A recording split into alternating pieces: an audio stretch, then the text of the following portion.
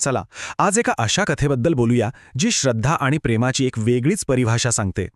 ही गोष्ट आहे भगवान जगन्नाथ आणि त्यांच्या एका अशा भक्ताची जिच्यासाठी ते देव नव्हते तर तिचा लाडका मुलगा होते. ही वृद्ध स्त्री कोण आहे आणि ती चक्क भगवान जगन्नाथांना अंघोळ का घालतीये? हा प्रश्नच आपल्याला थेट कथेच्या काळजात घेऊन जातो. चला तर मग या मागची संपूर्ण कहाणी काय आहे ते पाहूया. तर ही गोष्ट आहे एका खूप गरीब म्हाताऱ्या आजीबाईंची. त्या एका मोडकळीला आलेल्या झोपडीत एकट्याच राहायच्या. त्यांचं असं जगात कोणीच नव्हतं. पण त्या भगवान जगन्नाथांनाच आपला मुलगा, आपल्या लल्ला मानायच्या. त्यांचा हा रोजचा नियम होता. मंदिरात जायचं, पण पूजा अर्चा करायला नाही, तर फक्त आपल्या लालला डोळे भरून पाहण्यासाठी. लोक त्यांना वेडी समजायचे, पण त्यांना त्याची काही पर्वाच नव्हती. त्यांचं आणि देवाचं नातं होतं मायलेकाचं. आता जरा डोळ्यासमोर चित्र उभं करा. मंदिरात एक मोठा उत्सव सुरू आहे. सगळीकडे रोषणाई, गर्दी आणि देवासमोर सोन्या चांदीच्या ताटांमधून तब्बल 56 प्रकारचे मिष्ठान्न ठेवलेले आहेत. सगळीकडे सुगंध दरवळतोय. एवढा सगळा थाटमाट सुरू होता, पण त्या आईच्या मनात काय विचार चालला होता माहितीये? तिला एकच काळजी लागली होती. अरे देवा, माझा छोटा लल्ला एवढं गोड खाईल तर त्याच्या पोटात नाही का दुखणार? बघा, किती साधी आणि निरागस काळजी होती ही. तिला लगेच लहानपणीचा एक घरगुती उपाय आठवला.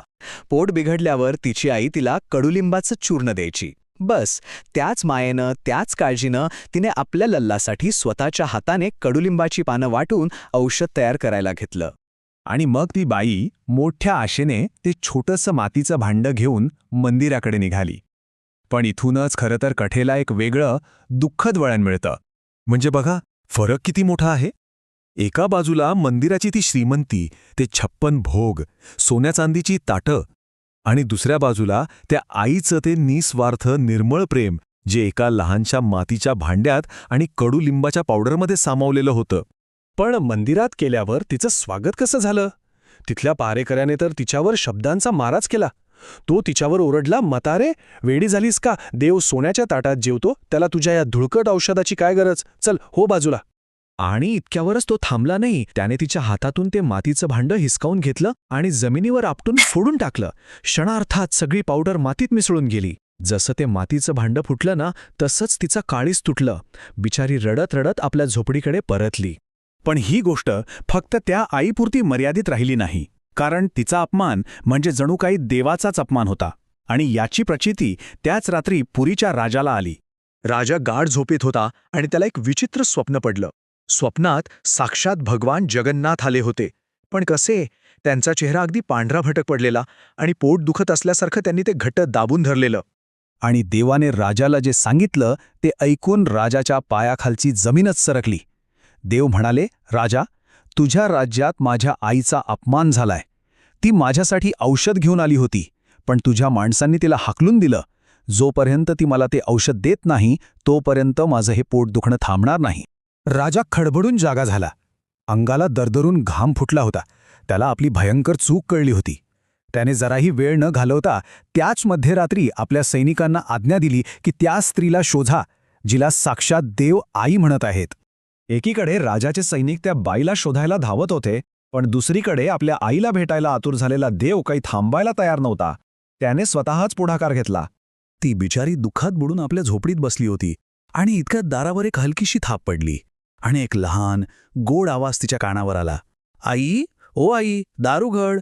तिने दार उघडलं तर काय, दारात एक छोटासा, सावळा, कुरड्या केसांचा गोंडस मुलगा उभा होता आणि त्याने पोट धरलं होतं. जणू काही त्याला खूप त्रास होतोय. त्याला पाहताच त्या आईने ओळखलं, हा दुसरा तिसरा कोणी नसून तिचा लल्ला, तिचा बाळकृष्ण होता. आणि मग त्या लहानशा झोपडीत जे घडलं ते खरोखरच अद्भुत होतं. जगाच्या मालकाची त्याच्या आईच्या हातची सेवा सुरू झाली. तिने क्षणाचाही विचार केला नाही. धावत जाऊन पुन्हा ताजी कडुलिंबाची पानं वाटली आणि आपल्या बाळाला प्रेमाने खाऊ घातली. मग गरम पाण्याने त्याचे धुळीने माखलेले हातपाय स्वच्छ धुतले. आणि लेकराला भूक लागली असणार म्हणून पटकन मातीच्या चुलीवर गरमागरम साधी खिचडी बनवली. विचार करा, जो देव रोज 56 भोग आरुगतो, तो जगाचा स्वामी, त्या झोपडीत जमिनीवर बसून मातीच्या भांड्यातली ती साधी खिचडी खात होता. आणि कशी?